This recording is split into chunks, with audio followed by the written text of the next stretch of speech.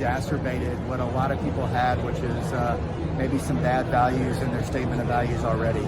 A lot of times people are putting values in based on the acquisition value of those properties, and they're not considering what the true replacement cost is. And what I'm seeing when we get into the claims space is that's creating a lot of limits issues with locations. We're having partial losses and we're already approaching limits.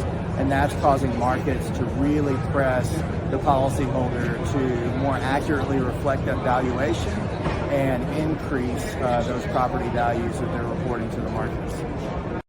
So I think in the last couple of years, there have been some very unpleasant surprises when it comes to valuation. There's been a lot of underinsured situations. I think you're seeing a much more intense focus on valuation. You're hearing a lot more about it, I'd say, the past 12 months. Yeah, inflation has certainly been another challenge, also contributing to a difficult property insurance market for many, many insureds. This started recently, of course, with inflation really coming into fore last year, causing a lot of insurance companies to realize that the losses they're paying out are based on insured values that are significantly lower than what they currently should be valued at. And so it was time to catch up. Many insurance companies are imposing more restrictive terms and conditions on their policies to encourage and penalize companies that don't update their insurance values to at least to a credible number. We have a valuation service to assist clients with replacement cost valuation. We're seeing a high demand for that work right now.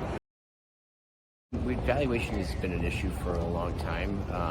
I think with inflation, but also increased loss costs, there's been this is a question that we get all the time. I think clients, risk managers are taking more concerted effort to make sure that their valuations are on par.